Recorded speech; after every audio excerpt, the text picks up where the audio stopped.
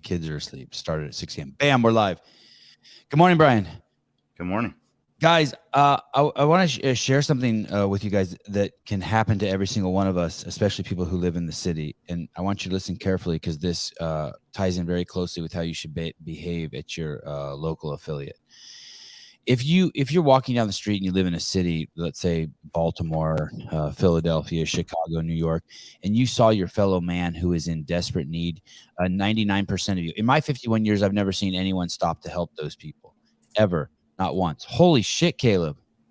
Good morning. Are you kidding me? No. You're fucking the man. Did you see Brian's notes on this? Let me see. I haven't checked my email yet.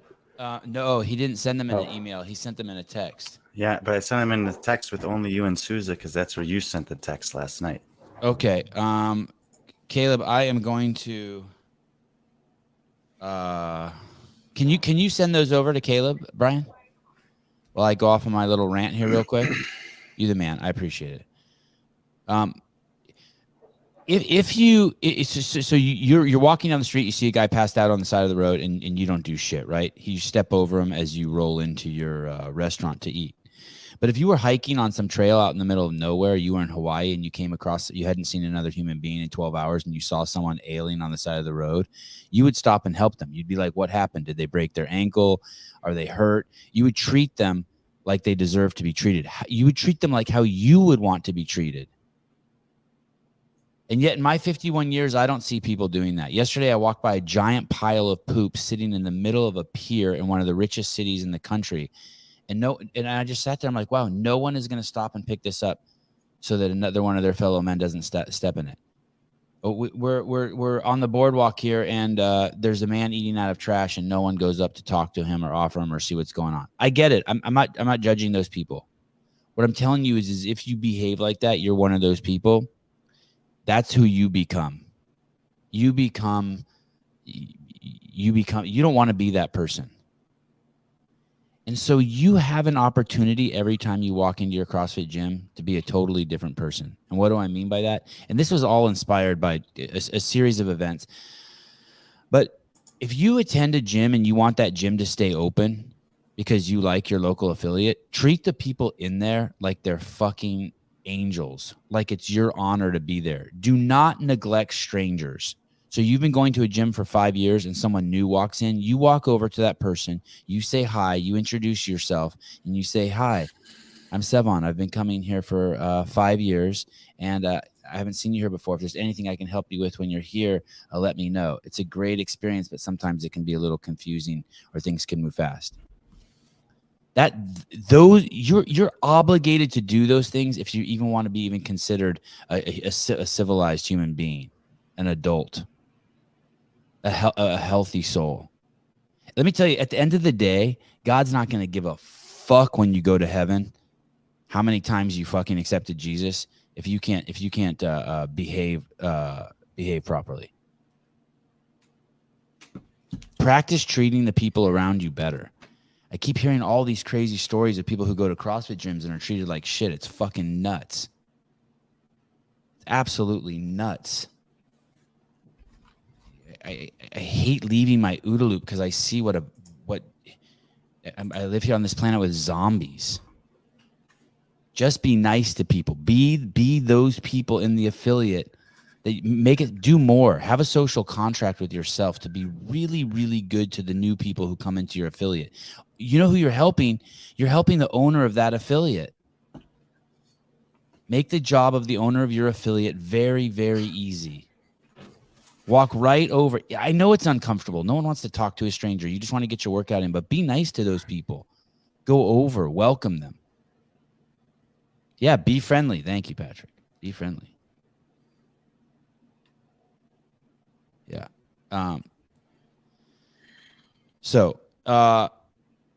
Yeah, it's one of the reasons. It's one of the reasons why I don't want to travel. Every time I travel, it's the someone explained it to me like this: people go to Los Angeles to get something, and I get it. But if you lived in a small town, like the town I live in, like SoCal, you have a social contract with that place. You're raising kids there, and you want the place to be better. And so there's things that you should be doing. And I'll give you an easy, super easy example of this is if you see kids who are trying to cross the street, you absolutely stop. You have to just be like, those are probably you have to imagine them as your kids. You want to try to make money for your affiliate owner. You want to welcome people. Okay. Because remember, that affiliate can go away. And I have a lot of friends who live in towns where there's one affiliate and there's not another one within 100 miles. So if that affiliate sucks, or if those people in there suck, then they're shit out of luck. Oh, man. It's the worst. You could go to LA to see me, so, and it's the worst. Absolute worst. Three workouts released. Amazing. Caleb, why are you here? I got a random day off. Damn. I worked all weekend, so they gave me a day off in the middle of the week. Holy cow. Well, good to see you. Thanks for coming. Likewise. Do you want to say hi to Brian, or you don't have to? Brian. Good morning. But it's good if you say hi to him because we want Brian to feel welcome here. We don't want it like, I don't want him to text me afterwards and say, Caleb doesn't make me feel welcome. I'm not coming on the show anymore. Right. The guy, Alaska Homestead, the closest affiliate is about 12 days drive from me. Oh. Brian, so it's coming. It's happening again. We're going to take some of the fittest human beings in the world, 300 of the fittest human beings in the world. We're going to give them a test, and then they're going to be invited to the CrossFit Games. 300 men and 300 women. That they will have a chance to qualify for the CrossFit Games. That's right. And I know I'm in that thread with you, and people are trying to get the vernacular right. 3 of the tests. Yep. That's the terminology that they're going with. And I don't care what they call them. I just want it to be consistent. Fair. Me too. So 3 of the tests there's an individual group who's going, and 3 of the tests have been released, and we don't know if it's 3 of 6, 3 of 7, 3 of 5, 3 of 8, but we just know 3 have been released. I would say there's no chance that there are less than 6. I would be shocked if they're having a 3-day competition and there's only one event on any one of those days. So I think at a minimum we'll get 2, 2, and 2. I'm hopeful that we'll get 2, 3, and 2, and I would be surprised if there were any more than that, unless there are multiple 50-point scored events like they had at the age group semifinal. And why do you why do you want more than 6? In 2021, the first year of the semifinals, there were about half of the semifinals at that time had 6 and half had 7 scored events. And on the back end of that, I did a study, especially at the Granite Games for the men, where we just removed any one of the 7 tests and the games qualifiers changed every time. Now you could, anyone at the top change? Well, the article is behind the paywall. So Okay. I can't read it, but I probably have it somewhere in my Google Drive if I really wanted to find it, the back end work. It's okay. It's okay. That question will come up again, I'm sure. Yeah, maybe I'll find it for a future. But anyway, I think that in a live competition with the caliber and quality of athlete that we have here and 3 days of tests, there's plenty of things that can be tested in this sport. We know that they're going to have to take a test that at the minimum is going to be 12 events at the games, likely 14 to 15. Testing half of that in the semifinal scene with 7, and if we have 14 at the games, seems more than acceptable and appropriate to me. I think that it allows for specifically to test for things that you need to have at the games that you don't see on the field of play. How do you recover between events when there's a really short time to recover? Do you decide to have a back-to-back event? Or have an event where it might be like, because they could always do something that's not necessarily a back-to-back event, but it's like the men have event 4 and then event 5, and the women have event 4 and then event 5. So instead of having 3 hours between, you only have an hour and 20 minutes between when you take the floor or something like that. Change the variable of recovery, because that is always changing and relevant at the games. And you're saying more tests would get us a more accurate representation of who the fittest is. Yeah, I think so. I think it's the same way as when we do the disc golf. If you give me a 2-day tournament, there's 50 guys that can win. 3-day tournament, that number cuts in half. 4-day tournament, I think there's only 10. You think it's a more valid test with more when it tests that? It's capable of testing more time domains, recovery, different modalities, the whole shebang. Yeah, I think the more tests, for obvious reasons, the more tests you have within reason, of course. You don't want to kill anyone. I don't, but that you find the best will rise to the top. Yeah. Nicole, hi, good morning. Thank you very much. And when the semifinal workouts have been released, and 6 of them have been released, do we know? Teams. Yes, 6 teams. Do we know? 2 questions. Do we know for sure that teams will be limited to 6? And the second question is: at regionals and semifinals, have teams and individuals always had the same number of tests? Don't know for sure if that's the limit. If there will only be 6, I think that it likely is. But I wouldn't be upset if there was a 7th one that popped up. It's just like the over. And then to your other question, I think it's usually similar, but they only take the floor 6 times. What is that? Are you talking about individuals or teams? And how do you know? Oh, I think he's talking about teams, meaning he's saying we don't know how many tests for sure, but somehow some schedule must have been released. And so Brian's saying that they'll only take the floor 6 times. Is that what Caleb? They're saying that CrossFit released the heat times and everything to the individuals and teams, and it sounds like they're only taking the floor 6 times. Individuals are.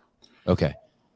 Still doesn't mean that there won't necessarily be multiple tests. Obviously, right. We've seen before where they take the floor once and have multiple 50-point tests. They could do back-to-back workouts, as we've seen at regionals and at the games. Right. But the big theme here is that CrossFit's released some information earlier than we were expected.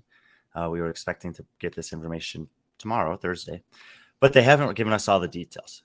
And there are a lot of questions, I believe, on the team side of things about exactly how things are going to play out in each workout. There's still some unknowns. And already in the individual workouts, there are some unknowns as well. And I think that, I mentioned this in these articles I've been writing. Like, I think that's okay.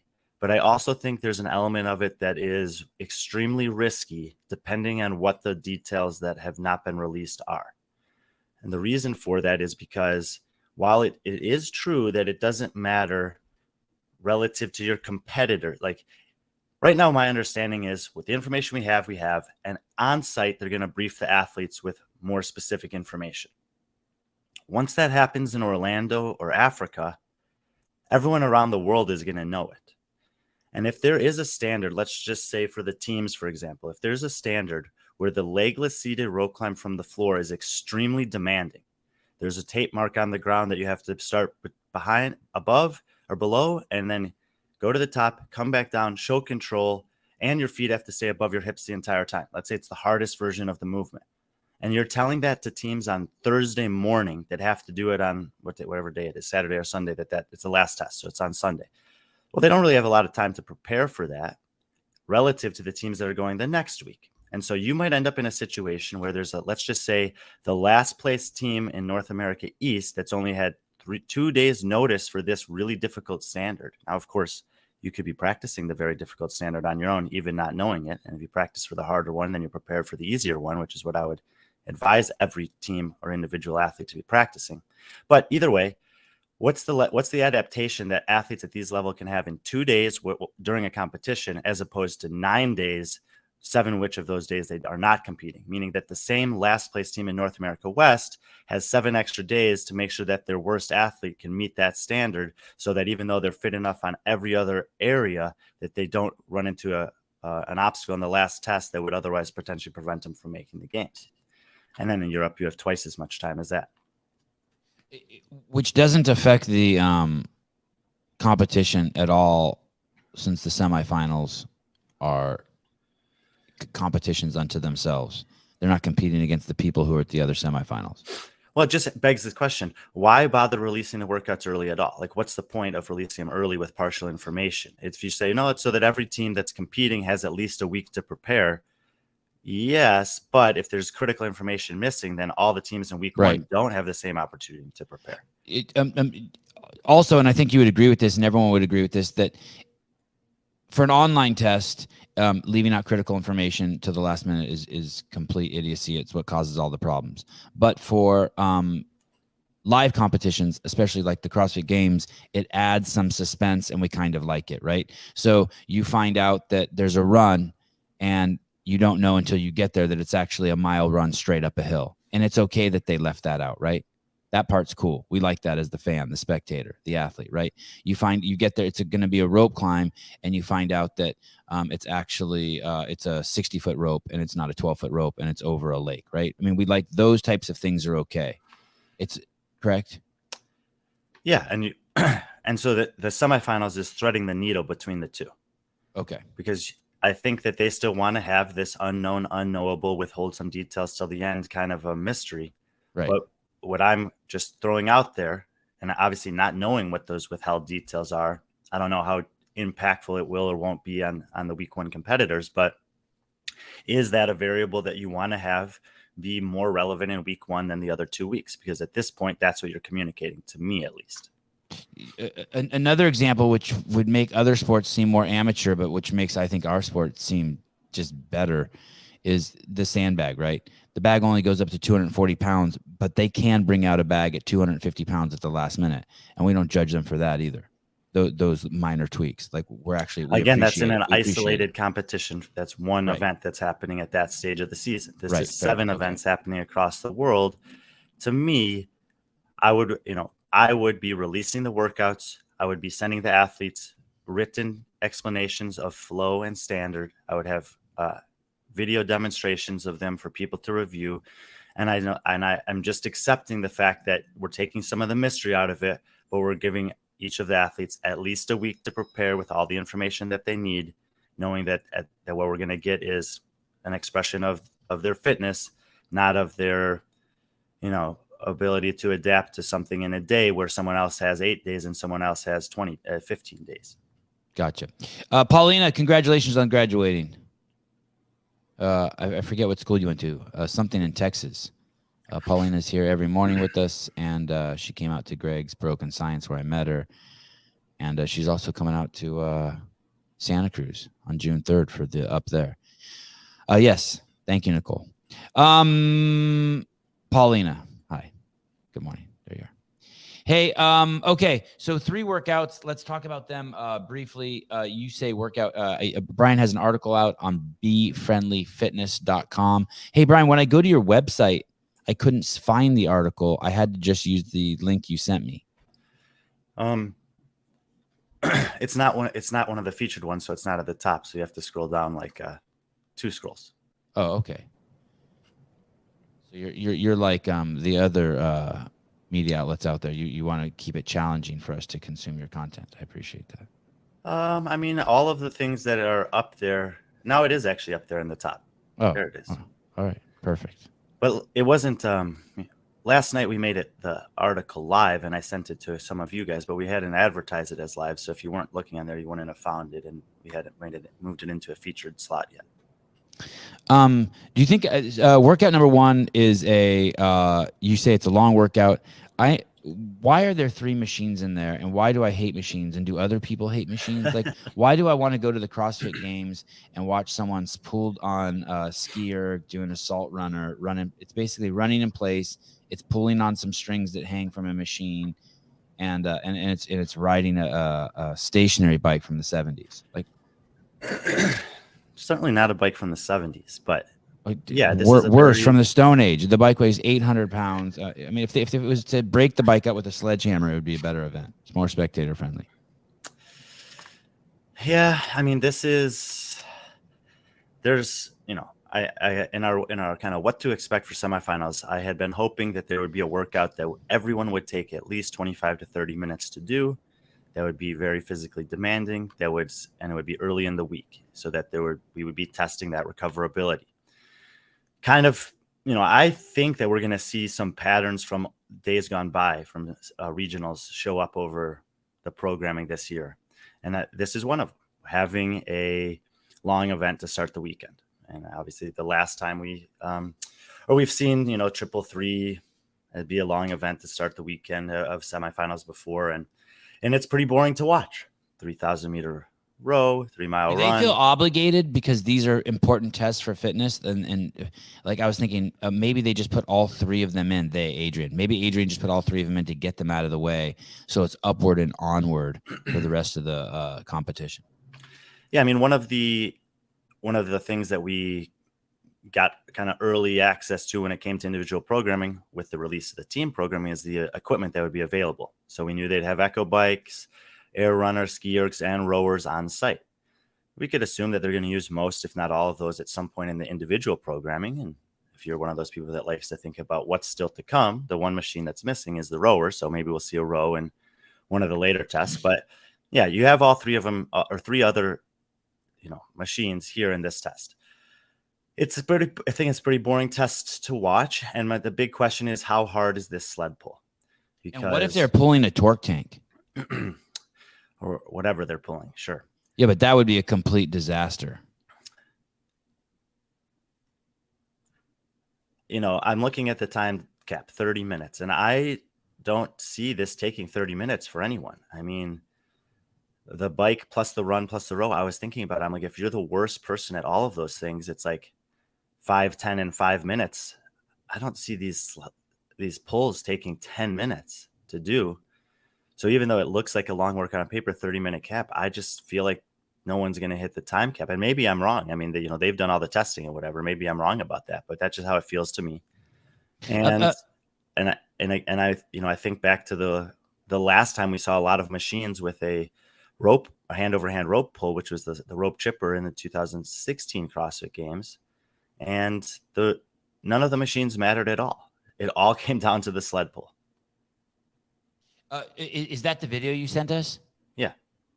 Do you have that, Caleb? It's a little YouTube clip. People are asking what the weight of the sled is. I'm assuming it's the weight at the bottom, 180 for men, 225 for women. And also, why do you think that the last sled pull is longer? Has something to do with the layout of the floor? Yeah. So they list the weights there, 180 and 225, but we don't know if that's the total weight. We don't know if that's the weight added to an object. If it was torque take plus 225 pounds, sled plus 225 pounds, or if that, whatever. The distances are 84, 92 feet. I'm assuming that they're going to be pulling this the length of the floor as they did in this 3 times. And that's why I actually think the entire workout is going to come down to the sled pull. If you remember this workout, Josh Bridges beat everyone to that rope climb. And I think he finished 8th or 9th out of 10 in the heat. Brent Fikowski was like 2nd or 3rd or 4th or something to the rope. He was close with a lot of guys and absolutely manhandled the sled pull and picked up what would be his 4th event win of the weekend in his rookie year that season. I wasn't able to follow. Why do you think the last rope climb will be longer? 94 feet? If they're pulling it 84 feet from the rig towards the finish line, and then maybe they walk the rope back and they pull it 84 feet back towards the rig, and then they walk the rope back. And then when they pull it to the finish line the last time, it might be mandated that you don't pull it to the 84-foot line, but an extra 8 feet across the finish line, and your time is registered when the sled crosses. Okay. There's like some sort of chip there or something, maybe. Could be that. I'm speculating. To me, if it is that layout, you could just as easily do 84, 84, 84, turn around, run 8 feet and cross the finish line, and the chip's on your ankle, and you get a time. But that's my first guess. Let me ask you this. Something else you see in the article is that you hope it's a thick rope. The rope, I just got a rope from Rogue, and I've been pulling sled like a fucking maniac for the last 2 months. I absolutely love it. I think it's the coolest thing to do. Pull the sled and then push it back. Pull the sled. And that rope is 100 feet long, but it's skinny. Mm-hmm. And I don't remember seeing an option to buy a thick rope from Rogue that's 100 feet long. Have you seen one? No, but there are, how many times has there been something that wasn't available for sale at Rogue that became available for sale at Rogue after a competition? Yeah, totally. And even if it's an extra half of inch thick, that makes a difference. Yeah, and I would prefer a thicker one. I mean, their thin one's good, but I would prefer. Oh, here we go. Does that thing come in 100 foot? This one's 50 feet. Yeah, Okay. 100-foot one is somewhere else. Yeah, and the 100-foot one is like a white nylon rope. Yeah, I think we used those at Mayhem when I was there. Yeah, I think JR told me he's got like 20 of those, which is kind of crazy. Well, he loves that stuff too. They use the sleds every week there. So it's three of the most boring things you could do at an event with what I think is one of the most exciting things. Exciting, maybe, but I think an excellent training, method for sure. Pushing and pulling sled. There's nothing here to indicate that they'd have to push it back, which is why I think that they'll just pull it and then have to walk or run their rope back down to the other end. Just quotes. Anyway, but I think that it's a really tricky workout to program and get it right. Like why are you going to have 15 to 20 minutes of machine work if it's not going to make much impact at all on the overall outcome? And how hard is the sled to make sure that it's like, is the whole workout just going to be the sled pull? I just feel like 3,000 meter echo bike, they're all going to come off of it within a few seconds of each other. The run, you might see a little bit more separation, but I think you'd see more separation on a road than on a machine. And then the ski, 1,000 meter ski. I mean, I just feel like it's going to be the sled, the pull. I guess we can't even say a sled for sure that will decide the winners. And one of the details that might be missing that you were referencing early in the show is we don't know if you can play, if your feet are just if you have something to brace your feet against, or whether you're just standing out there having to create your own leverage. Yeah, I like the standing out there, creating your own leverage, like they had at the rope chipper. You have a line on the floor, feet have to stay behind it, rope has to get whatever object you're pulling has to get across it. Any problems in Africa getting that equipment? I guess not. They're going to have enough echo bikes, assault runners, and skiers. Yeah, we don't know for sure if they're going to use the same brand or equipment for all of that, but they'll have something that's comparable. Whether it's a different company or not, we'll see. I know we're not a big heart rate community and things like that, but I just feel like if there was just something we could see in those events more than them doing the event, it would make it a better event. I just put a monitor on someone. Yeah, it's like everyone knows it's when you go take a piss or drop a deuce or get a glass of water when they're on the machines. I mean, it's just. Well, you got to do those things too. So maybe that's right. You think that Adrian's actually thinking about that just right off the bat? No. Show starts. It's early morning. You're drinking your coffee. And he knows you're gonna have to take a deuce, so he puts in a 3,000 meter run, so the spectator can drop a deuce. Okay. Workout number 2. How would you? So let me just ask you this: Is that needed? As much as I'm complaining about it, is that needed? Well, I mean, here's the thing. In general, we have this concept of we want to see a balanced test. So we want to see a wide array of time domains, and we want to see workouts that are impacted by weightlifting, workouts that have a limiting component of gymnastics or skill, and workouts that are going to test your aerobic capacity in a variety of different ways. Monostructural implements are relatively small in terms of how they're usually counted, but I think at this level you can be more creative than this. Okay. So, usually people are like, well, you got a bike, run, row, swim, ski, or jump rope. Like those are your monostructural. I don't see it that way for athletes at this level. We've talked about this before, that movements like the burpee or a wall ball or a specific weight kettlebell movement or just a regular pull-up, like those types of movements are aerobic for these athletes. Even something like toes to bar, for a great deal of them, chest to bar pull-ups. Like they're just so good at that stuff that there can be an aerobic element of it if it's tested in the right structure of a workout. And there's a lot of thought that can go into that. So you don't have to necessarily paint yourself into the machine corner. But if you think about what those things are that I listed, at this stage of the competition, 7 semifinals around the world, it's really difficult to have a road bike. So if you want to do any kind of biking, it has to be a stationary bike. It's really difficult to get them in a pool or a river to row in or something like that. So you kind of have some confines on what you can do, as opposed to if it were just one semifinal event that 300 were competing in or whatever, in one location, you could do a lot more. So knowing that he's confined by those things, not surprised to see a lot of machine work show up. And look, there's going to be plenty of weightlifting and gymnastic skills as well. Helping, they could use that time to talk about other non-top 5 athletes. I'd rather hear them talk about the clothes that the athletes are wearing. Over here in lane number 7, we have Roman Krennikov in the new Skins Ultra Tight. Roman's 205 pounds and wears a size large. That's the extra black limited edition one that you can buy on our website now for $99.99. Also, like stuff like that. Sarah Sigmund's daughter's out there. You notice the sweat is beading on her face. That's because she uses a product called blah, blah, blah lotion. I would rather hear that than You see, she had a new sponsor.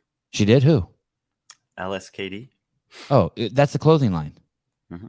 Yeah, I saw something about them that I liked the other day, or maybe it was something I didn't like. I think I liked it. Yeah, I like them. I think I like them. They're kind of I like them. I don't have a ton of their stuff, but the things that I do have, I like a lot. I just like their ads. I think I like their ads. Is Fuselier sponsored by them? No. She's the only one who had the good tier ad. Yeah, I think I like LSKD. I definitely like Sarah Sigmund's daughter. Tier got the top qualifier from Africa for women, Christina Livatakis. Go Tier. They do have the one thing I would say about Tier, they have a huge spread internationally of where their athletes are coming from. Okay, I'm gonna have to look at these guys. What about the now we're way off subject. What about the guys who sponsor Ariel Lowen? Those clothes are fun. Those clothes are really nice clothes. At least everything I have of theirs is nice. What brute strength? Born Primitive. It's close. Yeah, it's always interesting, you that see stuff's good. Like Born Primitive make a big push into the market a few years ago. They were the sponsor at Wadapalooza. Everyone's wearing their stuff, and then they've kind of tapered off. I think that they're probably doing like really just fine, but they're not the like. And now this year, then you see the Tier make this push in. LSKD is making a play, and they're kind of always coming and going. But I think Born Primitive is kind of well established enough at this point that they're just cruising. Yeah, everything I have of theirs is crazy nice. Hey, did anyone get the new Nano 2s? I heard that they've changed them, which would be crazy if they did. I heard that they fit different. I heard they're narrower, which would be absolutely nuts. Only wear the Strike Movement Hayes trainer these days. That's the Brian Friend shoe. Okay. Test number 2, toes to ring. Have I ever seen those before at the Yeah. I have seen those. I have seen toes to rings. Oh, it might have been during the 2 years that you didn't care at all. Oh, okay. But they how's that look? What's that look like? Are they flailing all over? Is it hard to judge? No, I don't know. It's I mean, in this complex, they're gonna do one toes to ring, one muscle up, one ring dip. So you won't get to see like kind of the pattern or the beauty of the toes to ring over a big set. But they had them in the Ringer 1, Ringer 2 workouts at the games in 2019 for the last 10 athletes competing. And so we have seen them before. The workout is 5. It's a 5-ring complex. So it's 1 toes to ring, 1 muscle up, 1 ring dip. And you have to do that 5 times. Then you move to 20 single leg squats. I guess that means 20 pistols. I don't know why they don't just say that. And then max burpees over the box with a time limit of 3 minutes. And then you rest 1 minute and you do that 3 times, and your total number of reps gets you the winner. So if you're going to get the 5 ring complexes, is that count as 5 reps or is that 15? Yeah. reps? So we don't know if it's going to be when they say total reps across 3 rounds, if it's going to be like, assuming that you finish the buy-in every time, is your score 75 plus the total burpees, or if the 75 5-ring complexes plus 20 pistols will not count, and it'll only be the burpees that count towards your score. Okay. So there's not a some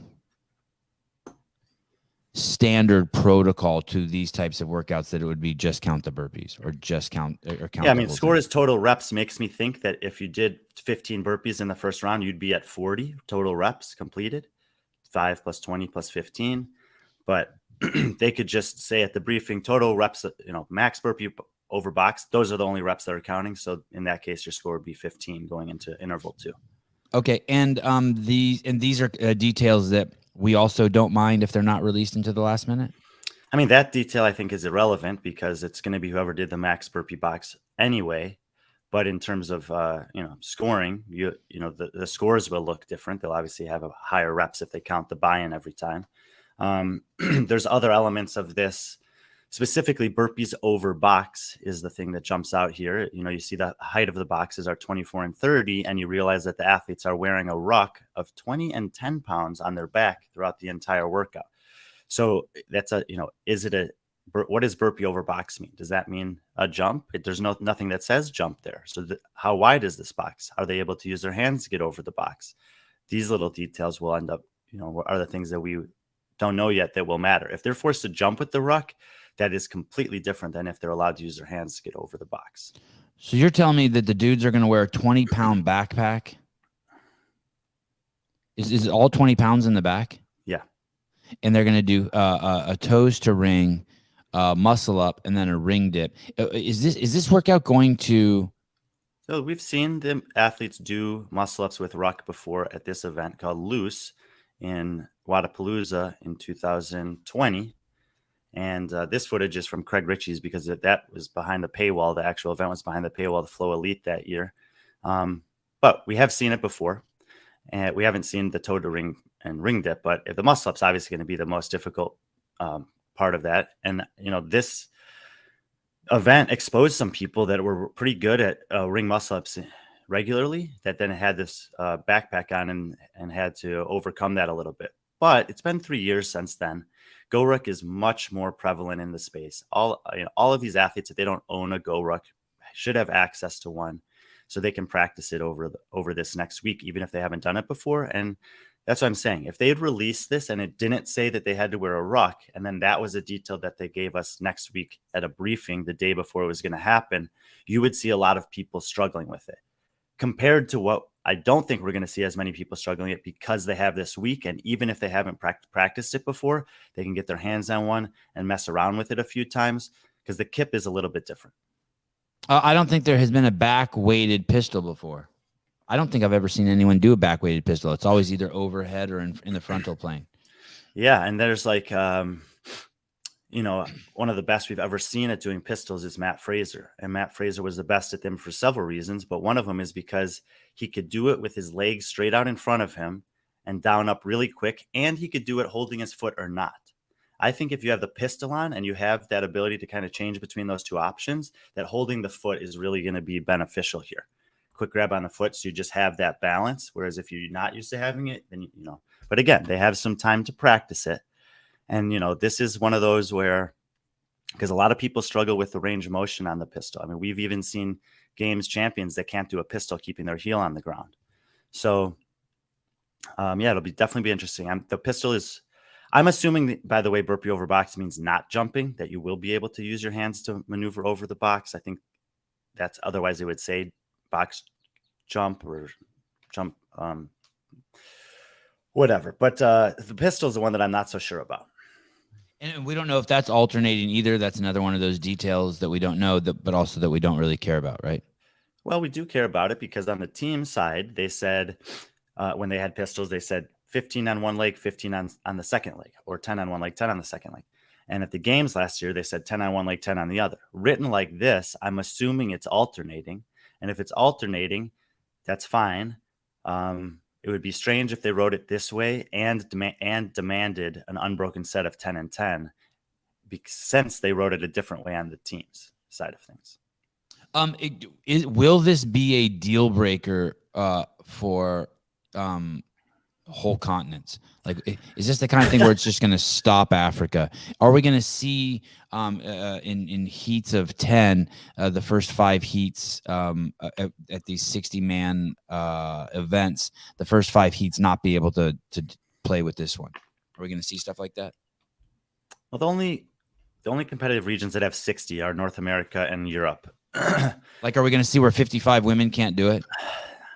I don't think in those competitive regions that'll be the case, but maybe in Asia and Africa where they have 30, you might see 20 to 25 that'll struggle a lot with that. And again, that's that. I say that all the athletes have access to a GoRuck, but in those parts of the world, it's going to be a lot less likely than in North America or Europe for several reasons. And so yeah, I do think this is one of those things where I don't know what the broadcast coverage is going to be like of those, but in some of those other places of the world, there's going to be some heats where there's going to be very little work going on. I do think that there are athletes in the North America, East, West, and Europe that will struggle with this, but it'll be a lower percentage.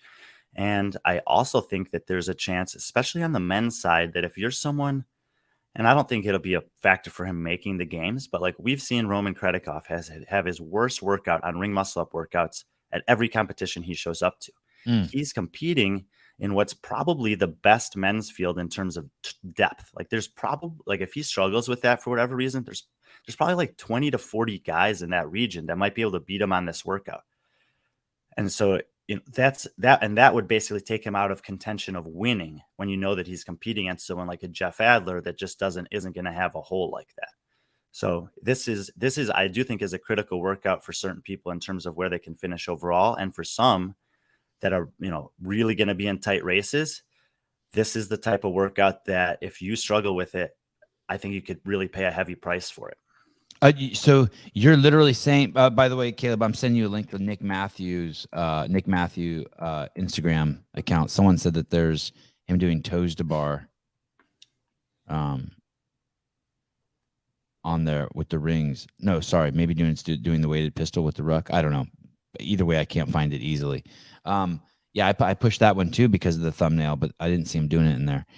Brian, will there be someone who just doesn't make it? Will this knock someone out? Like will we see as big of an upset as Sam Briggs not being able to do the handstand walk and making it to the CrossFit Games? I mean, if it knocked Roman out, that would be huge, right? That would be. So I'm saying in the case of Roman, I don't think it'll knock him out of the games. I'm just saying it will limit his potential to maybe win his semifinal, which there's, we don't even know what the prize purses are yet, but that would be the only penalty there. Otherwise, a spot to the games is a spot to the games. But on the cut line, and we're going to get to this next Monday when we start looking at the predictions and we do those shows with John. Yeah. Which I think we need to get those on the schedule still, by the way. Okay. That there's going to be these groups of athletes at every semifinal. Maybe in North America men, I'm going to say, look, there's 8 guys right here, and only 3 of them can make it. And we can start to evaluate, okay, well, these 2 guys are, historically are not good on the rings. And now we have a more demanding version of that. And I see 20 guys further down the leaderboard that I don't think can make the games, but that they're not going to have any issue with this. They're great with gymnastics. They have, small range of motion, fast muscle fibers or whatever. And if, one of those guys that's battling for a last spot suddenly gets a 33rd place on this workout, that might be it for them. California Hormones, thank you. 1999. I am down here right now, if anyone's wondering, at the California Hormones Beach House. I get to come down here every couple months for a couple weeks with my family, and they were nice enough today to set me up and my kids up to head out to Ryan Schreckler's private indoor skate park down in San Clemente, California. And have you guys been to it before? No, because you've been to some indoor ones before. Yeah, this is a real special one. And his brother Shane Schreckler will be skating with the boys. What's his name? Am I saying it wrong? Saying Schreckler. Oh, Schreckler. Sorry. And Shane Schreckler will be. Last time we were down here, they gave it the boys skateboards, and this time they're going to get a skate lesson with Shane. It's like 3 hours of skating with them at their own personal indoor skate park. It's going to be dope. Anyway. Thank you, Sarah and Paul, for that. And also, I don't know if it's out yet, but California Hormones is going to have a whole line of peptides coming out. And the barrier to entry for peptides is much smaller than dealing with TRT. Oh, good. You have something incredible to tell me. Good. Okay. Send me a photo of it. I love pictures. Schreckler is a savage. Yeah, one of the greatest to ever do the game. I know this is huge. Stephen Plyler, the park is called the Sandlot. Yeah. End of the month for the peptides. Yep. I'm excited. I love how excited you got reading that. Yeah, I'm excited. I want to inject something, and so I can't wait. I want to inject something besides my wife. Okay, so this workout, is this a cool workout? So the last thing I know we're gonna do a programming show. I know, but at the very top end, I think guys are gonna crush. Some people are gonna crush this. I think that there will be people that can do the complex in like one Colton. Go. We'll see. And so I think we will see a kind of a cool race here. What I'm curious about, because I think that for the people that have proficiency here, there's not going to be a ton of separation through the buy-in every round. and that it's going to come down to, kind of capacity and consistency on the burpee get overs. What I'm, or burpee over box, again, I think there's something to that terminology. I just don't know what it is yet. And what I'm just curious about here is 3 and I'm sure that they've tested this, but is 3 rounds the right number of rounds? I feel like if there was a 4th round, that's where you would see a lot of separation at the top end. So we'll see. I mean, like I said, these guys know what they're doing. They've tested it. I would hope that decision is based on, nope, 3 rounds is enough, and not that, no, we only have this much time available to us, so we need to make it 3 rounds. But I do know that logistics is a factor when it comes to programming these competitions. Saxon Panchik, he does good with this one. Yeah, you would think potentially world record, candidate right there. Justin Medeiros, always in the mix or something like that. I don't think the best scorer in the world, but probably top 5. Olivia Kerstetter. Damage control. I know we've said that before, but she shows up, right? She is good at the rings, right? Yeah, there's going to be other workouts that she'll be in the contention for having, best times in the world for. I don't think this is one of them. Emma Lawson? Yeah. It destroys it, eats it for breakfast. Yeah, but still might not even win in her own competitive region. Okay. Miss Brandon. Danielle, yeah, I think she'll do well here, but Lawson, O'Brien, even Emma Carey, I think get her on this one. Okay. And in a 4th, if there is maybe Danielle Brandon is excited that there's only 3 rounds because it allows her to stay in the top 5. But with the 4th round, maybe she doesn't. No. Like the number of total events. If there's an extra round, I think that the fitter people will do better. And I think she's one of the fittest. So awesome. Okay. And then let's not forget Europe. How does Annie Thorsdottir do at this? Fine. I think just fine. But she's tripping balls though. No, she's not tripping. I mean, she finishes top 5, but one she's of the freaking questions out. is how much does a range of motion matter here? And I think for the men, like someone who's a comparable bigger athlete, like a Jason Hopper, I think that he's going to pay a bigger price for his range of motion on this workout than Annie will pay for hers because of the depth of the field. Okay. You didn't get the memo before the show, the list of names we don't talk about? I would talk about any athlete that's in the field that I think is relevant. All right. Brian, above the law, like usual. Okay. Philip Kelly, you made in the comments earlier, is this the Brian show? It clearly is the Brian show. He's a rule breaker. Jason Hopper's on the do not say list? No fly zone. Yeah, do not say list. Oh, yeah. wow. Okay, I'll try to bring him up twice a show. Good. You're such a rebel. Okay. As long as I don't say there's 3 words I can't say on this show. Oh. Yeah. Didn't we liberate one for you a couple weeks ago though? Did we? Oriental? Oh, Oriental. That is true. That one was on the. I'll that help one was liberate your vocabulary, Sevan. Okay. Test number 3. Very interesting. Very, very interesting. Brian, is there any other workout in the CrossFit ecosystem where body weight or size is relevant? Obviously not the stupid stuff like the height of jumping 6 inches to a burpee or doing handstands to a line on the wall. I'm talking about like legitimate, like, hey, you're smaller, so we lower the weights for you. Or is Linda the only workout that's ever been like that? No, there's some, there are other, like, even a girl workouts. It might be Lynn, something like that, where it's a relative to your body weight and a percentage of bench press or something like that. Really? This is one of the words I'm not saying anymore, Brian, right here, by the way. Yeah, I think it is, because I had, at one point I was trying to do all of the girl workouts that were ever announced. And there were like 2 that I had not done. And it was because I couldn't do them at the prescribed way, and one of them was like a body weight. I'm not talking about scaling. I'm talking about like an actual. Linda is 1.5 body weight, 3/4 body weight. So your body weight is a relevant factor in the workout. And I'm saying that there's another girl workout that also has that. Huh. There it is. And that's Lynn. Okay. So let's see. I was right. Okay. Yeah. It's just body weight bench press. Okay. So there are, these show up every once in a while. In 2018 at the regionals, when we had this, they picked the specific weight, and it didn't matter your body weight, and it was based on like the average or something like that. Now, as anyone who's listened to my stuff knows, the weights that the athletes have listed as their own body weight are not reliable. You can't do an accurate study on that because CrossFit has never done a weigh-in of athletes at their events. So it's just whatever the athletes choose to put on there. It could be their weight when they first made their profile. It could be that they're keeping it up to date. It could be that they're just putting a weight in there that they want people to think that they are, even though they're 10 to 20 pounds more than that. Who knows? So how do they come up with that average weight for 2018 is somewhat arbitrary, in my opinion. Here, there's, the nuance is obviously that they have the dumbbells instead of the barbell for the bench press, which I really like that, actually.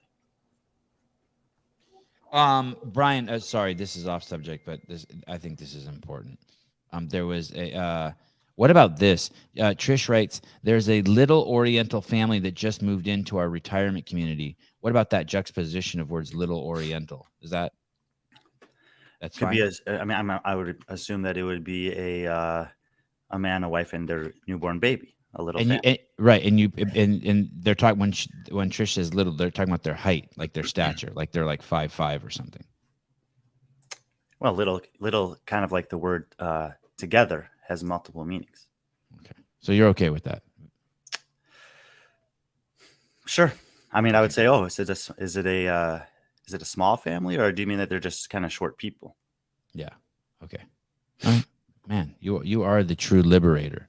The other weights in this workout have not changed. The deadlift is the same weight, and the squat cleans are the same weight from 2018. So the only nuance here is the bench press, and it's actually lighter overall. The 60-pound dumbbells come to 120 pounds, where the women had 135 5 years ago, and the men had 195, obviously 90, and 90 is 180 pounds.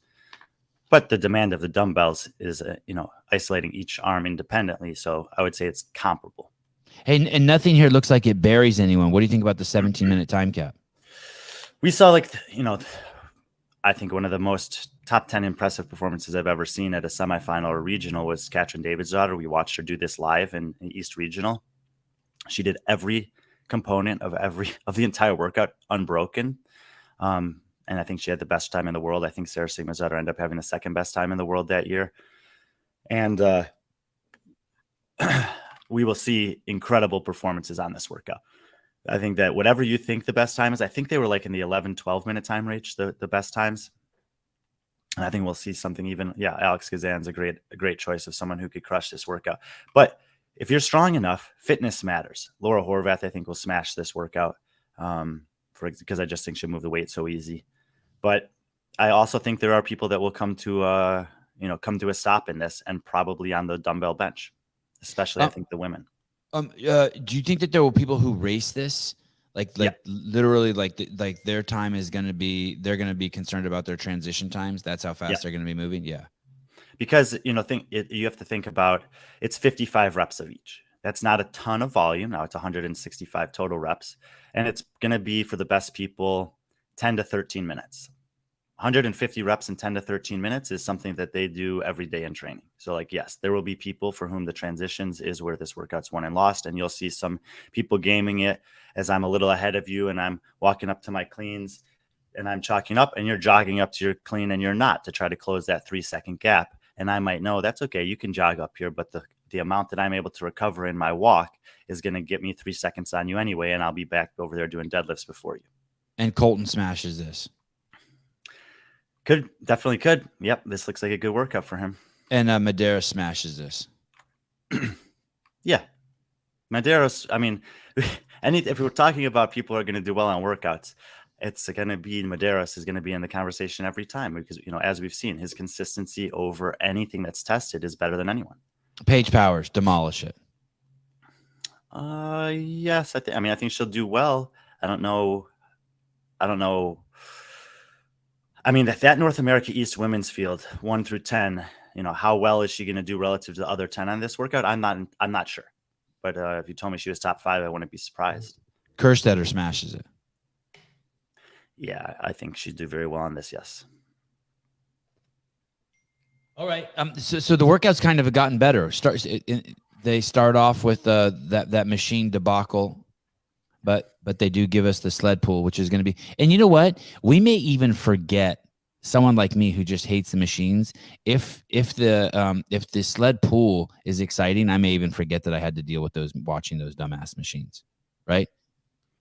If I'm watching Fikowski and Josh Bridges pull, are they going to be in the same semifinal, Fikowski and Bridges?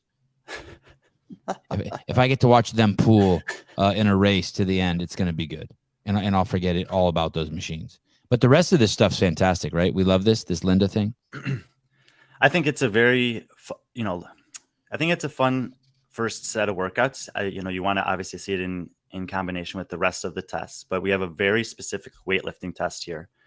We have the test 2 is gymnastics, high skill gymnastics, but with a weighted component to it. High skill gymnastics and a lower skill gymnastics, the burpee get over, but there's a weight component to it. And then we have an aerobic workout that's going to take a long time and you'll be on the machines, but the weightlifting could be the critical factor again in the rope pull. So the weighted element of all 3 of these tests is probably the limiting factor or the deciding factor, which is curious to me because that means like, well, what remains? Are we going to see, is weightlifting just going to be the predominant force that gets you through the semifinal? Or is the second half of these tests going to have maybe some weightlifting, but it won't be the limiting factor? And we'll see gymnastics and capacity be the things that are ultimate decide who does well on those tests. Hey, and there's an evolution in the sport, right? A workout like Linda 12, maybe 10 years ago may not have been appropriate. When was that catch and daughter workout? Catch and 2018. Yeah, maybe 10 years ago, definitely 15 years ago, wouldn't have been appropriate as a race. And now it's a race, and that's a testament to how strong and how fit the athletes are, right? Yeah. Look at that. I mean, that's like, I'm telling you, dude, if you guys, like, if you haven't watched that, go back and watch. It's worth watching. It's like, it's really, really impressive. 12 minutes. Is that 125? I think it's 135. So that she's using a man's bar. I think they have small plates on the outside. 5 on the outside to make it 135. Crazy. Yeah, that's impressive right there. And by the way, if you have $74,000 to spare, you can purchase that. Well, they won't need those this year since they're doing the dumbbells. You think they learned their lesson? God, those racks are nice. Are you going to do that workout, Brian? Are you going to do that, Linda? Not with those weights, but maybe, yeah. I mean, I mentioned in the article, I've done Linda a bunch of times. I've done dumbbell Linda before. I've never done a combination like this. So, yeah, it might be a fun one to try. Hey, I won't make the time cap either way, though. You won't? Okay. And any of these, and will it be like 40 minutes for you? No, usually, I can't do Linda as prescribed because of the bench press. Usually, I'm in the 20 to 30 minutes, depending on how challenging I make the weights for myself. Another good one. Guy will smash this. It's kind of too bad. Guy's down there to do the semifinal because we really need to see him in that. It's kind of a wasted opportunity, right? We need to see someone race him. Like up here, you get to see people. I mean, right? He's the best athlete in the world that doesn't have anyone to compete against. Yeah, I mean, it used to be him and Roman, but this year Roman's in NA East, so it's not the case. And so, yeah, he's probably going to be running away with it down there like he has the last 2 years. And we won't necessarily, that's fine for him, but we won't necessarily get to see him push to that next level that he would have if he was going side by side with a Jeff Adler or, Pat Vellner or someone like that.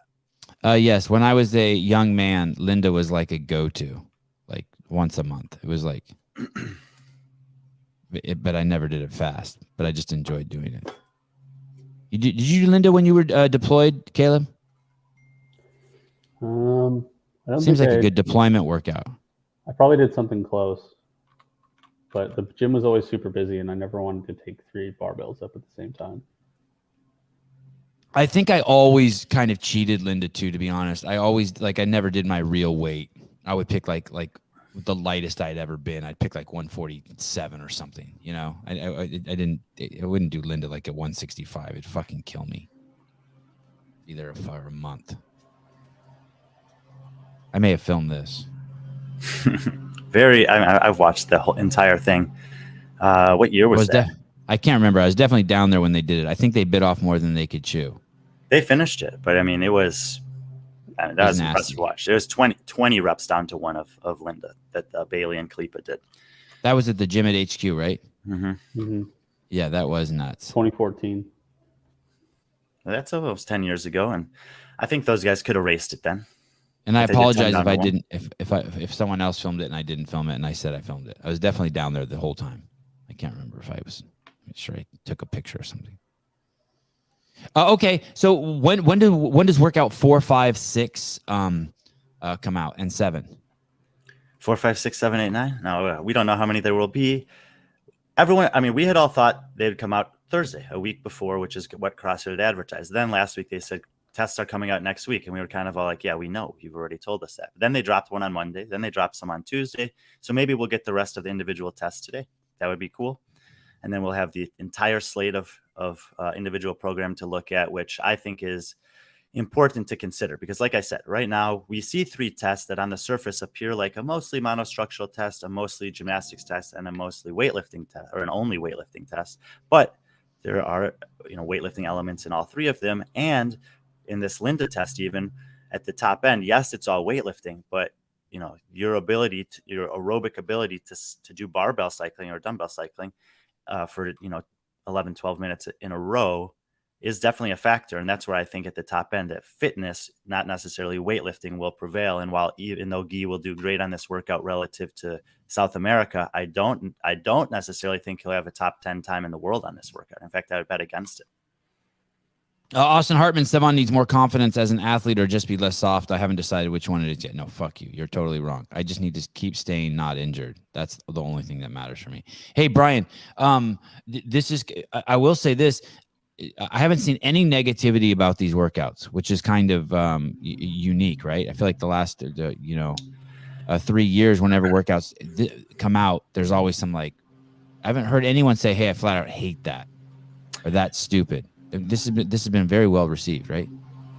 Yeah, I think that, obviously there's questions, and the questions aren't bad. Some of those questions might dictate the more overall response to whether I love this or just like it, but I haven't really seen anything negative either. And I'm excited, at the baseline, I'm excited to watch each of these tests because there's elements that I don't know. I don't know how critical that sled pull is going to be, and I'm interested to find out. I don't know how much that ruck's going to affect each of the individual movements for the big populations and the best in the world. And then I don't know, just how fast people are going to go on this. And I do think that people will hit a wall on the dumbbell bench press at some point, but how many and how frequently, not sure. So I'm excited for him. Yeah. Hey, is Snorri Emma Lawson's manager? I think so. Okay. I just texted Sousa to see if we could get Emma Lawson. Is Emma Lawson 18 yet? Gannon Burr is. I know. I don't think Emma is quite less. Yeah. Hey, that video you sent me, maybe I even have it up here somewhere. Oh yeah, I do have this up. Is this sorry guys, now's a good time to take a pee break. If you need to take a pee break during the show, Brian and I are gonna take a 1-minute break. Brian, is this Ezra Adderhold? Yeah, from a few years ago. It's crazy. It says here, it says disc golf. I'm supposed to give Disc Golf Pro Tour credit for this. Okay. Anyway, this is nuts, people. How do I make this bigger, Caleb? What do I do? Just zoom in. Just use your mouse pad and just. I don't have a mouse pad. I can there you go. Okay. Brian sent me this last night. This is pretty crazy. Watch this. This guy's coming on the show in a couple weeks. Ezra Adderhold. Here we go. There's, stress is only so much of it you can handle. Ezra Adderhold. With the left on the right side. Listeners, please. No! So that was an ace? Would have been. But instead, it rolled out of bounds. That's unreal. Wow. That's got to be the most disgusting break I've ever seen. Yeah, that's crazy. Let's watch that one more time. Ezra Adderhold. Where is that? What event? Do you know? It's one of them that's coming up. It might be No! Don't roll out. Don't roll out. Oh, no! Crazy. Hey, it would have been crazy if that would have rolled out of bounds, right? It did roll out of bounds. Oh, it did? See that white line on the ground there? It was an island green. Oh my goodness. And so he got 2 strokes for that. It went from an ace to basically best he can get as a par. Putt for par, yeah. Oh my God! And did he get par? Did he get? I can't remember. Oh my goodness, that song is so annoying. I agree. Jessica, I agree with you. Probably got like 5 minutes. Mike Halpin, Emma's 18. Okay, I could probably just contact her directly, or I think her boyfriend's Jack Farlow. Mm-hmm. Jack Farlow will do great on the Linda. I would think so. Any stones? I would think that'd probably be his best performance relative to the field on the weekend. Oh, well, I mean, okay. we'll see. We'll see. There could be, like if there was a max clean or something, he'll also do great on that. Any stones unturned? Is there anyone that you're like concerned about that you thought for sure was that had a chance to going in? Like are you seeing that and you're like, oh, fucking Kelly Clark's out, or Colton Mertens is out. Rebecca Fuselier is like Fuselier could kill that gymnastics one and then get just destroyed on that Linda one, right? If that gymnastics didn't have a ruck, yeah, she'd be phenomenal at it. How much will the ruck affect her? I don't know. She's always impressed me with her strength relative to her size. So, she's kind of this person that I'm just expecting to rise to the occasion. When it seems like something that she can't do, she finds a way to do it. But, if you look at the field of athletes that she's going against, which we'll do heading into that week 2, we'll see that there are a lot of strong women in that field. So if they, if those dumbbells slow her down at all, it could be potentially punishing workout that puts her behind the 8 ball going into the second half of the tests. And both of those workouts could leave the field in Africa just sitting around with their thumb in their ass. I mean, I hope not, but yeah, I don't think this is why I did that strength of field test that Halpin and I worked on, because I just wanted to see what the other options are. It seems to me like Adrian is demanding a higher level or caliber of skill and strength at each stage of the test. We saw elements of this at the games last year. We saw him in quarterfinals this year. Now we're seeing it semifinals. He's raising the bar. And my concern is, are you raising the bar too high relative to the process via which you're screening athletes to get to that test? And he might not care about that at all.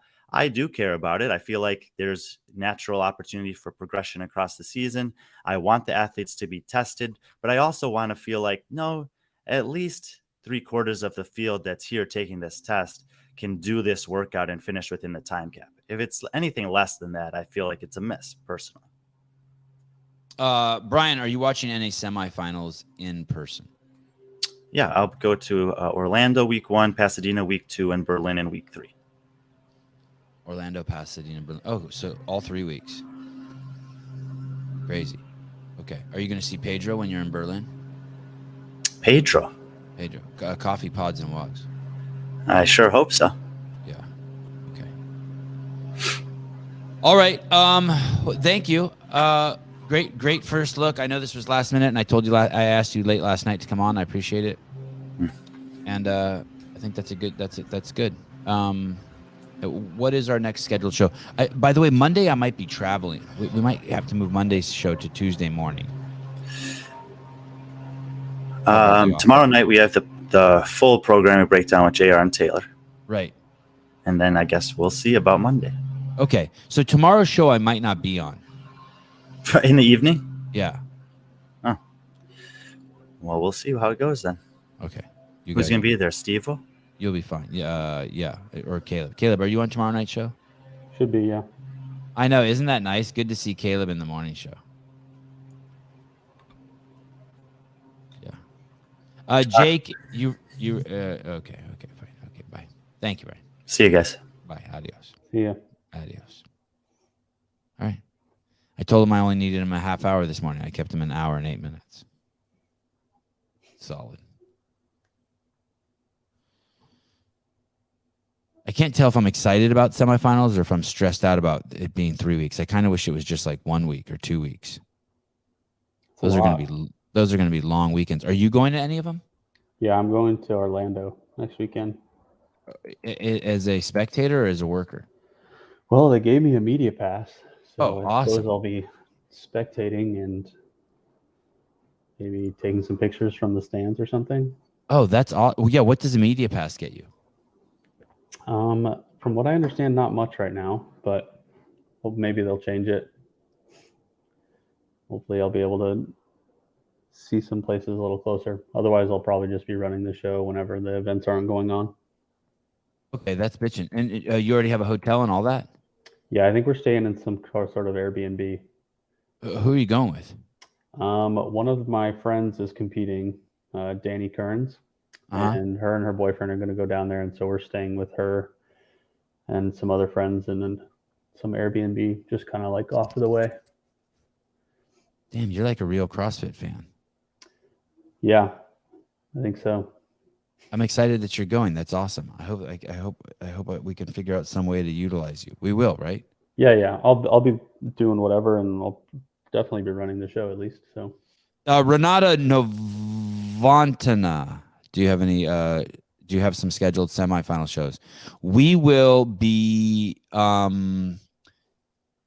We'll be doing all 3 semifinals. I'm not sure exactly how we're going to do it, but we're going to crush it. We're going to have a full team. The regular crew will be invited onto the show. Mike Halpin, John Young, Tyler Watkins, Brian Spinn, Brian Friend, J.R. Howell, Bill Grundler, Chase, if he's available. I know I'm forgetting someone. Did I say Brian Friend? Anyone who's available who you've seen on the show before, I'll start a thread very soon with them. We will, Heidi, of course, and any of the ground people, Will Plummer, anyone who's there on the ground, of course, Bruce Wayne, the Coffee Pods and Wads guy, Pedro in Berlin, and anyone like that. And we will be, I'm assuming, every single morning during those semifinals, we will go on before semifinals, and then we will skip. When they go live, we'll go off. When they go off, we'll go live. And so we'll basically be doing recaps and reviews. And yeah, it's going to be cool. Yes, exciting. Thank you. Yeah, it should be cool. Those shows are so great. And then we'll try to drag in, the usual cast of characters. We'll try to get the Panchik brothers on, Mr. Froning, Josh Bridges, anyone we can. And Patrick Vellner, Fusli, anyone who's willing to come on during the shows, I'll be texting and DMing and begging them to come on so we can see them in their highs and their lows. So it should be cool. I'm excited for it. Hey, how are you on time? You want to go through a couple current events? Sure, I'm good. What happened with I was trying to figure out what happened to Trump yesterday. What do you mean? It's kind of did you see what happened? He's basically he's not. It's 598. It's no, hold on. It's such a weird article, the one I found and read. Let me see if I can find it.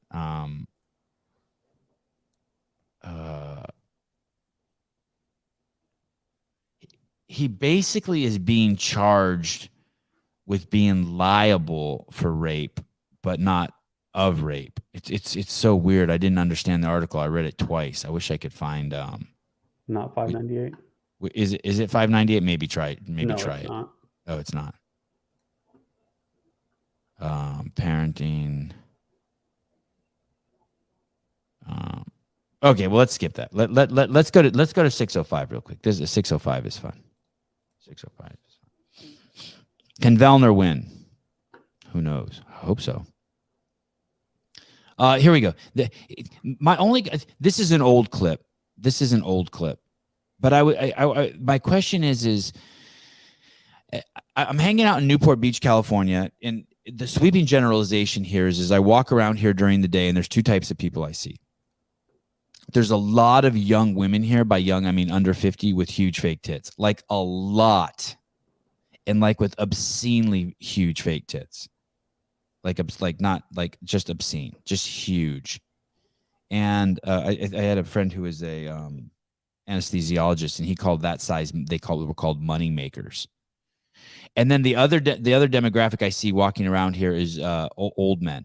So I see women under 50 and men over 50. So many. And I can then speculate why that is. There's a shitload of money here, and it's probably older men who have a shitload of money because they've been working hard their whole life, so they have money. And then there's a shitload of women here with big giant fake tits because men for some reason like that, and so it's a match, right? Does that make sense? I don't even know if what I'm saying is true, but like I can intellectualize that, right? I can do the algebra. Sure. Okay. Here Here we go. Play this, and then I have a question for you. One of the drugs used is Lupron, right? Which has actually been used to chemically castrate sex offenders. You know what? I'm not sure that we should continue with this interview because it seems like it's going in a particular direction. Well, you're a medical professional. I am a medical professional. So you don't want to talk about the drugs that you give to kids, or? Again, I'm a physician and I use medication. You're choosing exploitive work. Why? So I understand a woman gets giant fake breasts around rich men. I get that, right? Why do people who don't want to talk honestly about hurting children or the potential of hurting children have to dye their hair like that? What's I don't understand why does the woke culture have that hair dye? What is the evolutionary, what's the logic behind it? I don't get it. I don't either. It's everywhere. And it's the same color too. And I'm not saying it's definitive. I'm not saying that like every single person who has dyed hair like that is woke, but why is that look the woke look? I understand the hippie look too. The hippie look makes total sense to me.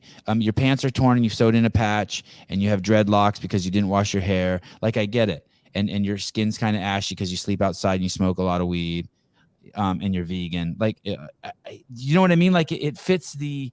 I understand the black gangster, Mexican gangster look. Your pants are sagging. You want to look like you're in prison and you didn't have a belt for the pants that were too big for you. You know what I mean? I understand the black hoodie. It's because you're gonna rob shit. Oh, it's so funny last night. I got a guy. I was walking on the boardwalk at midnight, walking my dog, and a fucking guy approached me in a fucking black hoodie. It was fucking great. Anyway, what's the deal with this look right here? I don't know. I just want to know. I'm not even ripping on it. I just want to know, what is the blue hair? What's the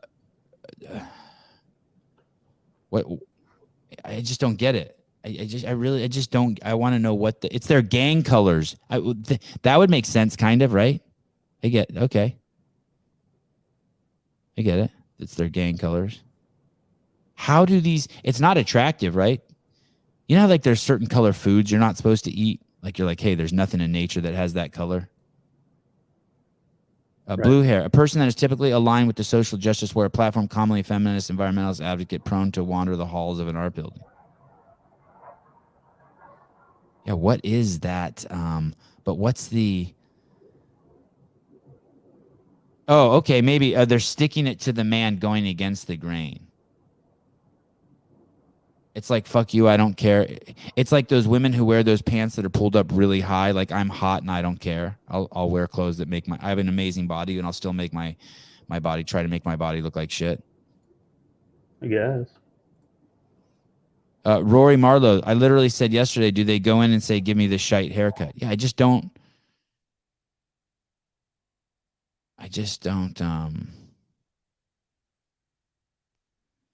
It doesn't explain anything to me, though. It's the feminist thing. I just don't get it. There has to be like some sort of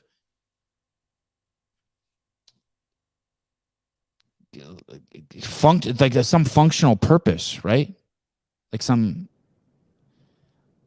Like you don't wear a black hat in the hot sun so that it makes your head even hotter. You wear a white hat. Here we go. Squid Pro Quo. I had purple and blue hair, and I'm the farthest thing from woke. But look, you said I had, and I understand. You're right. It's not, and you're right. It's not definitive. That's for sure. It's definitely not definitive. Wow, Jay Hartle. It says "fuck you" to God. Oh, from outer space, it tells God to fuck off. The blue hair. Changing what he made, saying they can do what he does. Changing sex. Anyway. I was tripping on that. Why?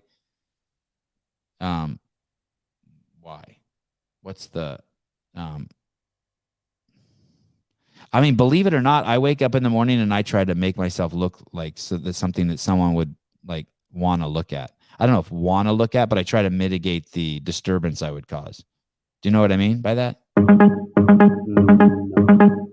Like I don't want to smell in public. I don't want to I don't want to stand out like a sore, like an eyesore. I'm trying. When I wake up in the morning, I don't know. Maybe I'm boring. Caller, hi. Hello, how you doing today? I'm good.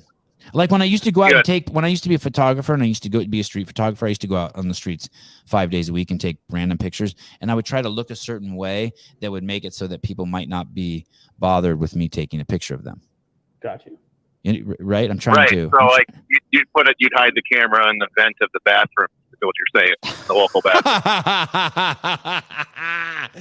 I get it. That way they don't know. It's like incognito. It's like a hunter, right? They wear camouflage because they're trying to adapt their mind.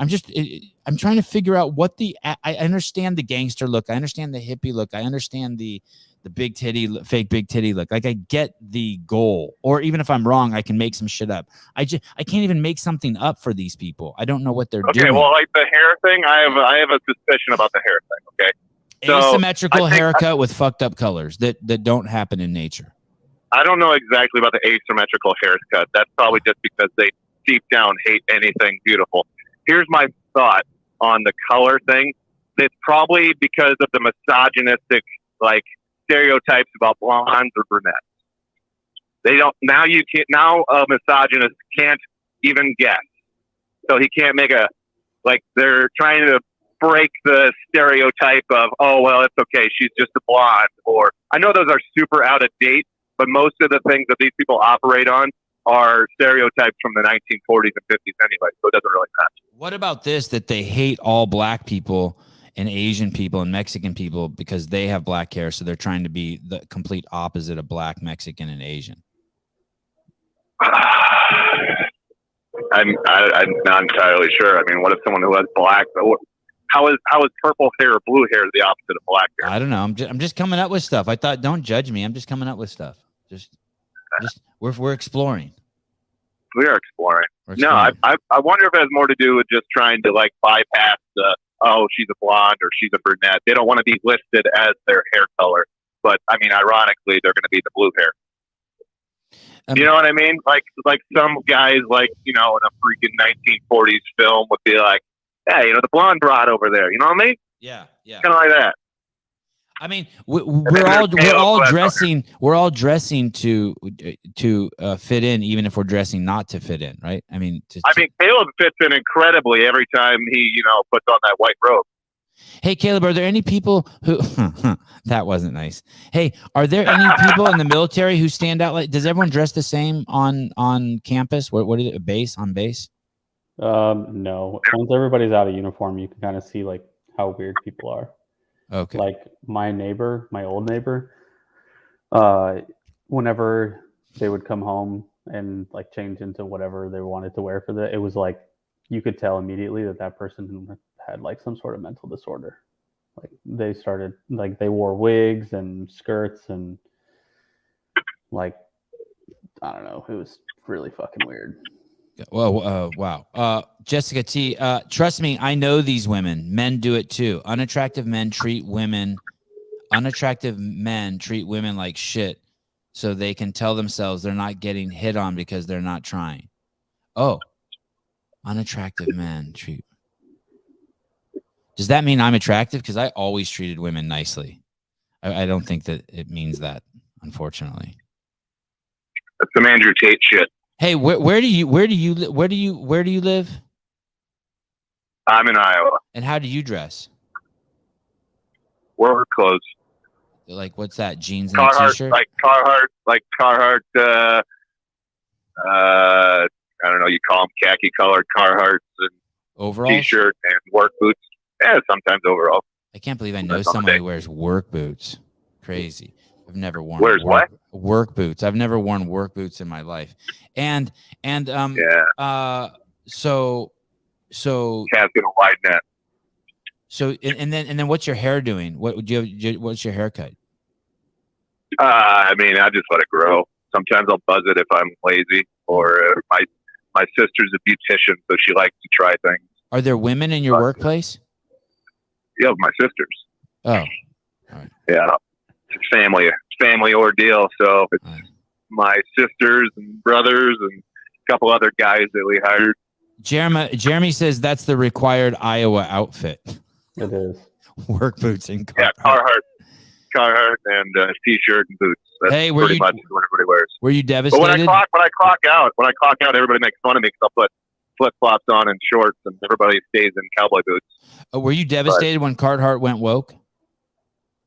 I didn't know Carhartt went woke. Oh, okay, then I won't break it to you. All right. No, I didn't hear it. Yeah, they had mandatory injections for their. They got the same policy as Noble, mandatory injections for their employees. Yeah, I think there's a lot of other good alternatives for workwear out there. I've not looked into their COVID policies, though. But Please don't what use is that word. Please don't use that what, word. like, Please don't use that word. do you know? Oh, I apologize. Still Accept back. it, Do you accept know? Do you know what like Origin? You ever heard of Origin Manufacturing? Caleb probably has. Yes. No. Yeah. Do you know what their DVOC clot policy is? I do not. I think you'd be hard pressed, honestly, to find a company to any size that. Well, I shouldn't say that. You're going to come up with a dozen. Yeah. Yeah. All right. Yeah. Well, try. Yeah. Eat a dick. All right. Well, I'm going to go eat that dick. You All right. continue. Thank you. All right. Don't spice it. Just eat it raw. All right. Sounds good. A little avocado on it. Bye-bye. Okay, bye. 606, please. 606. Now would be a good time for those who are sensitive to take a bathroom break.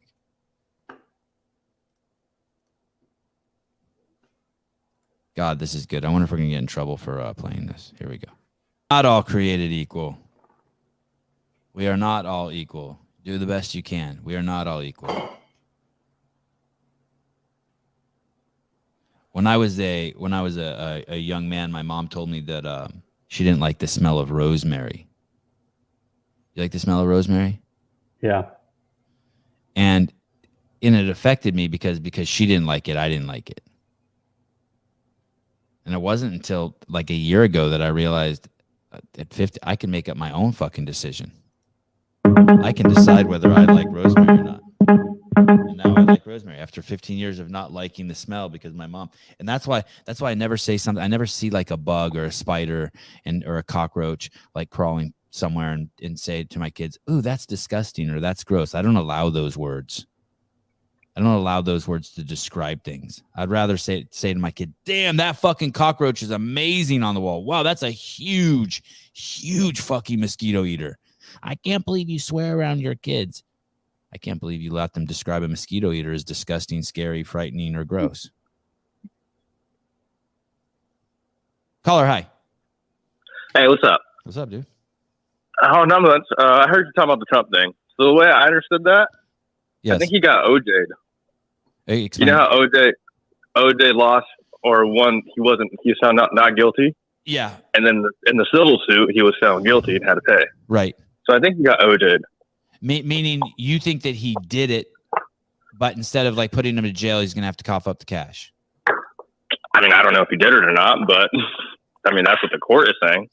Right. Well, when you say OJ, do we agree that OJ was guilty? I mean, I don't know. Okay. All right. I ain't hating. I'm open to anything. You Okay. know? All right. Fine. Second thing, how do you feel about RFK Jr.? He's been saying a lot of, I think like really good shit in the news lately. Yeah, I liked it that he fucking busted on Trump for the being a 49ers fan. I love it. I do wish that he would. Oh yeah, that's the article. Did you find that in the notes? Yeah.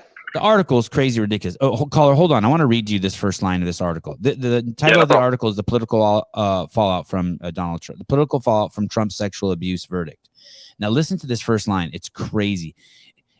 Someone sent me something the other day about that Lauren Cleo was saying that people shouldn't speculate, and most of the people in our space haven't gone to journalism school. First of all, she should.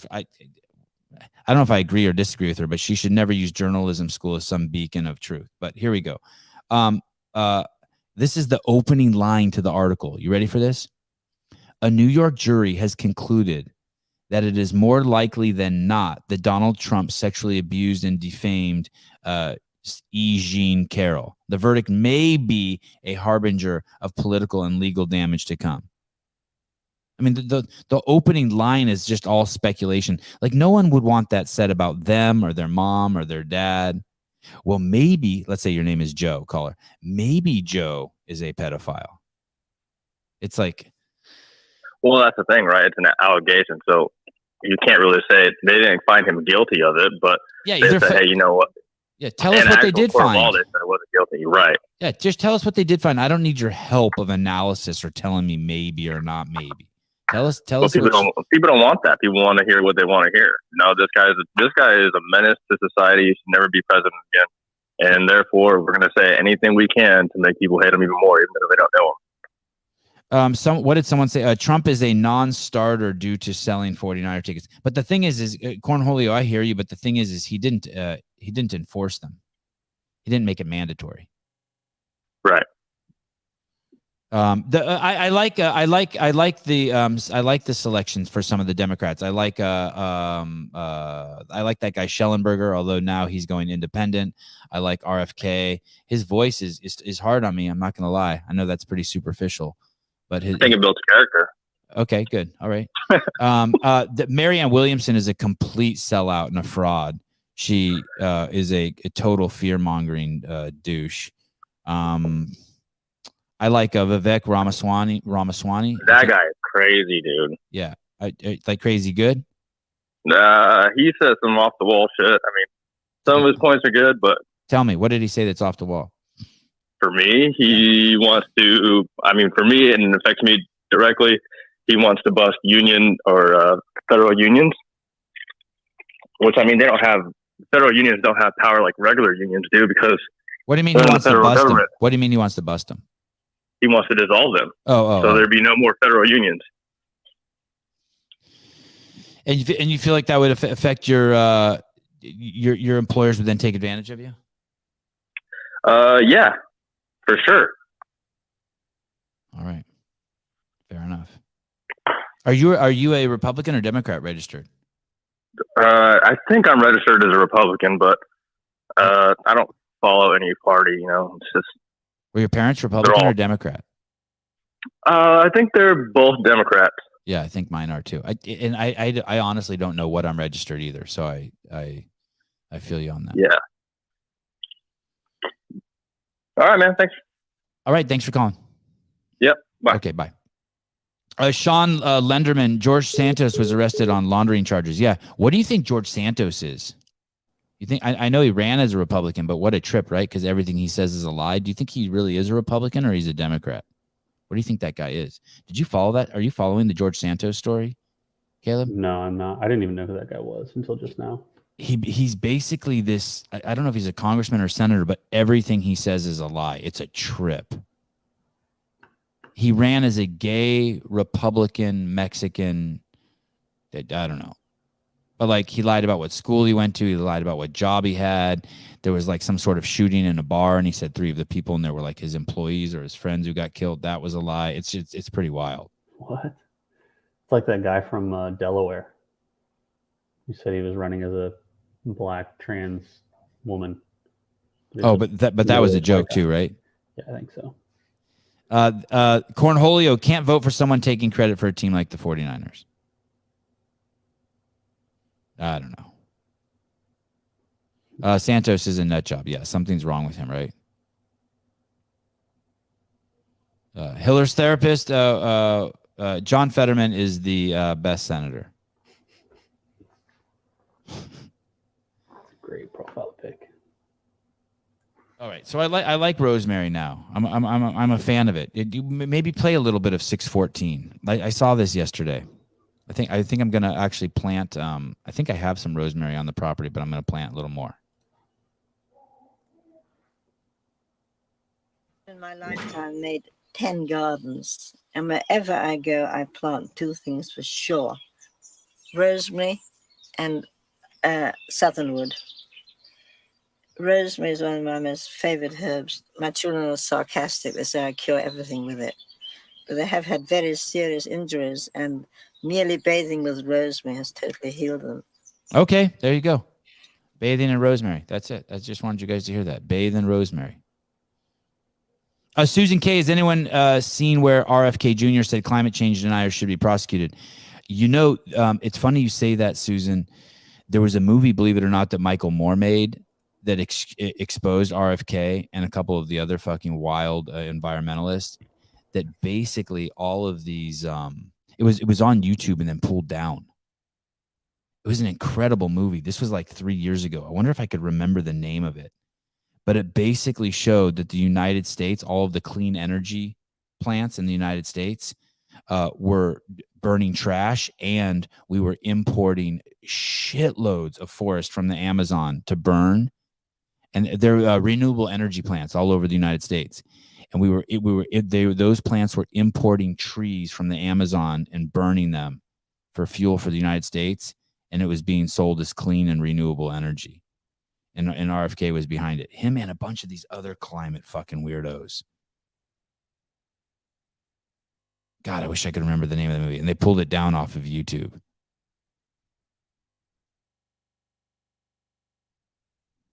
Heidi Kroom, I took a bathroom break. What did I miss? Caleb had a small meltdown. The longest bathroom break ever. All right. Sheckler. I'm going to the Sandlot today with my kids. Courtesy of Paul and California Hormones. Sending me and the boys over there. San Clemente, California. We'll leave here around 1, get there around 1:30. Drink some local coffee. Excuse me. I can't even believe it. I need to get some more coffee. Oh, Paper Street? Yeah. Running low. Gabe? All right, guys. Thursday show with Sarah Sigmundsdottir is going to be moving. She deserves better than me interviewing her from right in this kitchen right here. And it also looks like Thursday night show I won't be doing. But JR, is that tomorrow or is that tonight? What's today? Tomorrow. The one with Sarah Elizabeth tomorrow. Oh, there we go. Paper Street Coffee. I got you in Orlando. Awesome. Thanks, dude. Can you bring back the affiliate series? Yes. We have so many people lined up. We have like 20 amazing guests lined up. Soon as I get back home and we get through semifinals, and I'm going to start bringing out, we have a bunch of affiliates. Yes. If you have ideas for affiliate owners, please send them to my DMs. Don't get crazy. Don't feel obligated. Don't give me someone unless they're fucking awesome. So hard getting through my DMs. All right. Love you guys. Caleb, thanks for coming on. Really cool seeing you this morning. Glad I could make it.